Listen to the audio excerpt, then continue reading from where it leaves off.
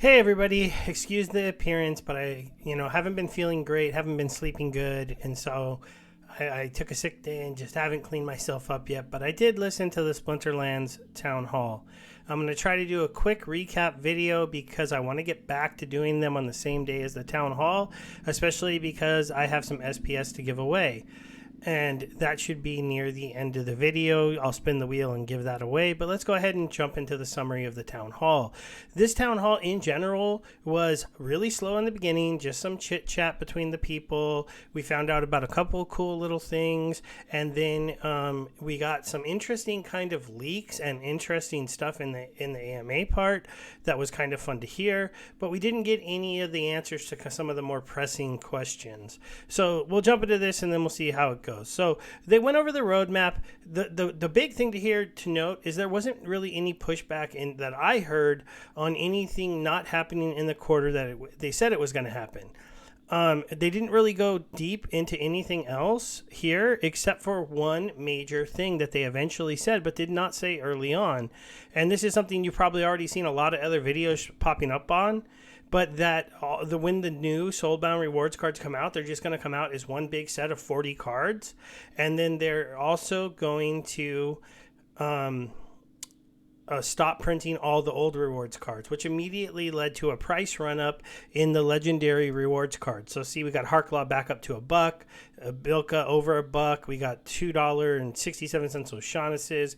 Countess Shanish is at $3.80, and during the town hall they spiked even higher, and then some people brought them to the market. I mean, I was buying max level Jared Scars for like $9 or $10, which was ridiculous. Now that a single one is selling for $3, that means my card that I bought for $10, and this is almost at $4, is worth $44. That's a 4x almost in value. What do I always tell you about this game? You'll get into the future and you'll always regret you didn't buy more of certain things if they were good cards. Jared Scar, good card. Countess Shanish, good card. Jin O'Shaughnessy's, amazing card. Will these ones go to $4 to $5? Not as positive. They're not as impactful within the game. Kenjo, amazing card. Going to be limited print because he's new and his faucet's going to get turned off. Well, there'll be less copies of him. So boom, he pops up to $5. So let's go ahead and get back into the town hall summary. So that was the first big thing that came out. But everything else is still going to come and still should be on time, but we only know that through quarter 1 and quarter 2. They didn't really push anything that I saw out longer. So Matt said it last week in the town hall I didn't cover. He felt like this roadmap was full of things that they could reach and could do. We didn't get any answers on the CP requirement in SPS staking or if SPS player staking is coming into effect. They basically said that eventually there'll be a post out that really details that information, and we'll get a full post out about the rewards cards and the exchange of those and how those are going to work. But there was some hints about some stuff, and I'm going to make some speculation in just a minute that it could be very cool, so stick around for that. And then we got into Words with Wizards. There's a very small update coming out tomorrow. It's really just sorry, glad I did that off mic, I believe. They're just switching out the buy DEC and buy SPS pages to the tech modernization versions. So we'll have to see if those pages just look a little cleaner, work a little bit better. And they're also going to alleviate, they say, some rental issues that have been going on, which might have been why my rental income was kind of low until the last day of the season. It was weird. It usually ticks up a little bit sooner. And I was getting worried, but then it finally ticked up, and I was like, that's kind of odd.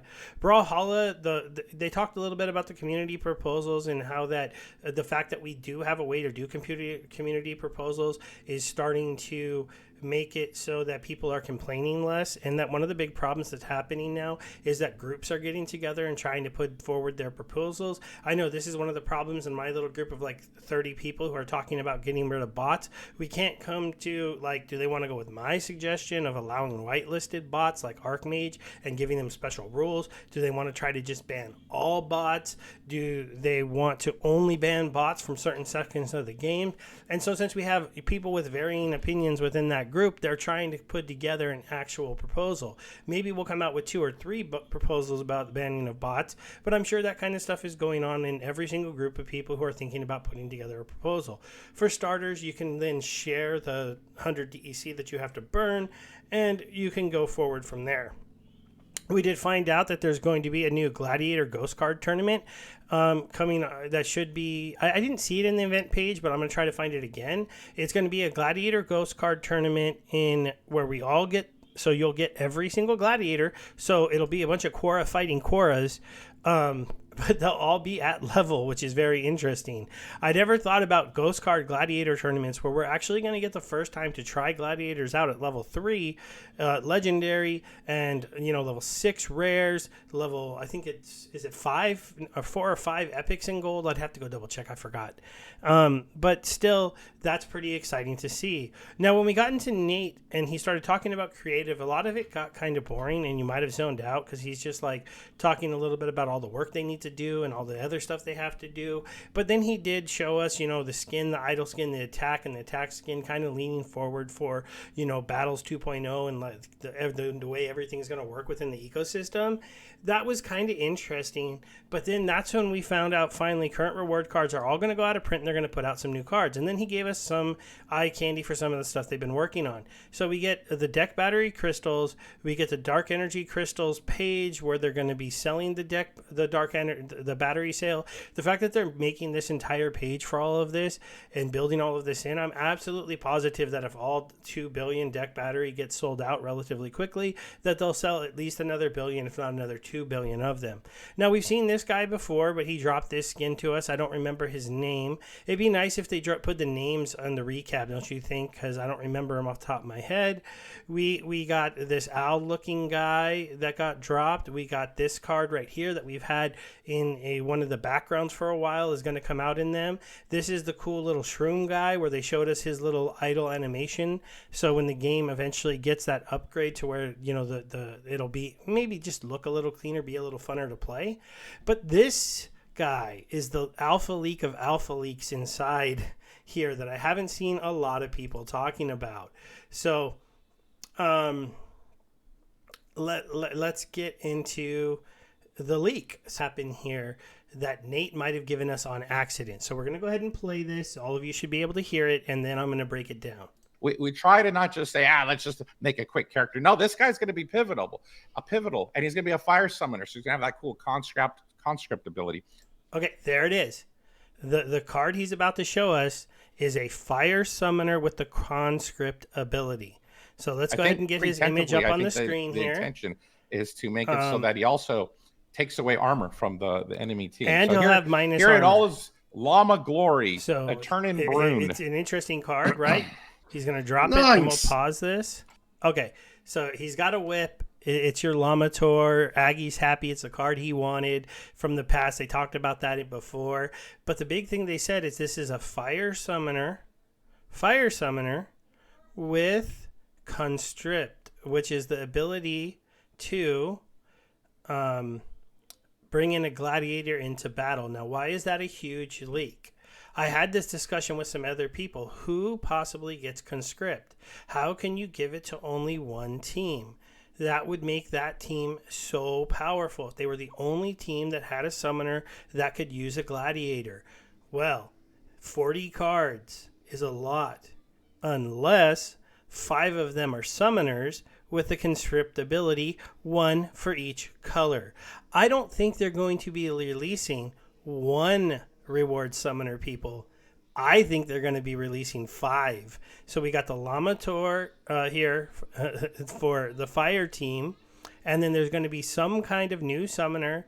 And it looks like they're all going to have the Constrict ability and 1 other ability. Because this guy said that he was going to have Constrict and -2 armor. They might fit somewhere in as like a 5-cost epic summoner.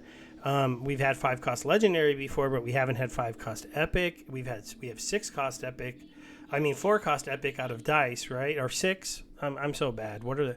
No, not dice. Rift Watchers. What are the Rift Watcher guys? Rift Watcher Summoners. I'm so bad because they're epics. They're 4 cost. They are 4. So maybe we get a 5 cost epic. Oh, there's my nifty gateway. I've been buying Nightmare packs. There we go. Got one of my cards from the Calith account from Nifty Gateway here live on the stream. But still, that is the major leak that I see that came out of the town hall. This is a fire summoner with the constrict ability. If the fire team's getting one, then I think every other team had to get it. The only other thing me and the person I was talking with could think of is it was either going to be neutral, but that would be weird because Lux is supposed to be like maybe the only neutral summoner ever, or it would have to be Dragon, making the Dragon team already more powerful. There also could be a 6th one if they decide to give one to Dragon to allow Dragon to do it as well, but I don't know. Maybe they won't because the Dragon team is already pretty powerful. We got 2 images of him, and then we got this kind of cool wallpaper here with a picture of a lot of the new characters that are coming into the board. Obviously, these aren't all the summoners because Lamator isn't here, right? In Splinterlands TV, we got a nice clip of the week. We got a shout out to Rick on the Mountain. He's a really cool guy. You guys should make sure to follow him, interact with him. He's a really, really, good voice for the community.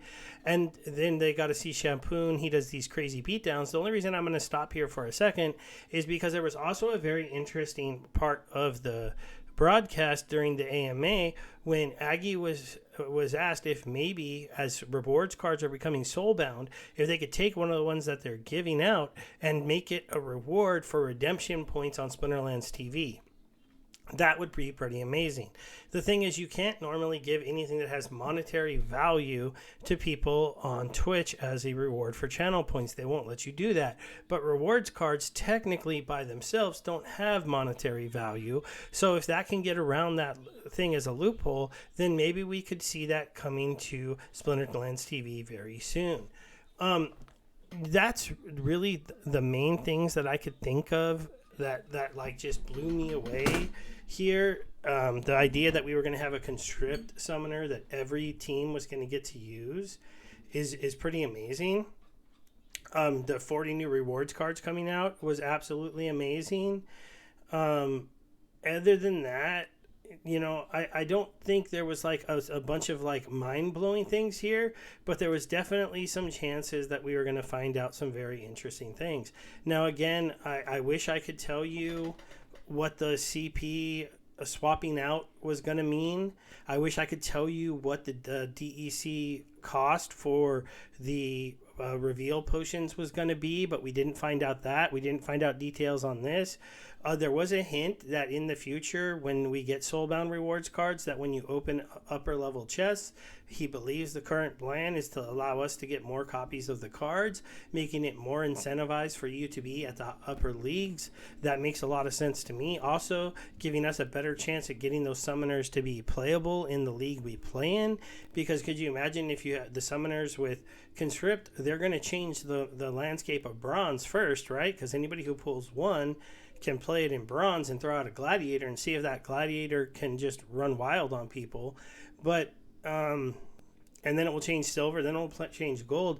It won't change diamond, maybe for a few months. I don't know how long it's going to take for one lucky person to pull enough of these summoners out of a chest to actually have it up to maybe level 6 or 7. So that they can use their cards and throw in a gladiator. It's going to be a very, very wild time here in the future at Splinterlands. And I just hope all of you are ready. We've already seen card prices start to rise. I like I said, we saw the legendaries just go wild here. Doubling in price, quadrupling in price. They might come down a little bit because there are some people, I'm sure there's some people that got some Jared Scars for $1, and so they'll sell them for $3. Same thing with most of these other cards. And then once they're actually out of print, they'll probably start to go up some more. So thanks everybody for hanging out with me. Oh, it's time to do the spin and give away some SPS. So again, I'll be posting up my video on Hive. If you leave a comment there that is more than just, hey, cool, then you will have a chance to get your name on the wheel, and you might be lucky. You're like our friend here, CTRPCH, which is a kind of a weird name, and he'll pull down the win. I'm now giving away 50 SPS, mostly because DEC is a little bit harder to get, and with player staking, hopefully this 50 SPS can lead to a little bit of a leg up coming for you once we see this go live. So I thank you all for hanging out with me, and I will see you next Monday.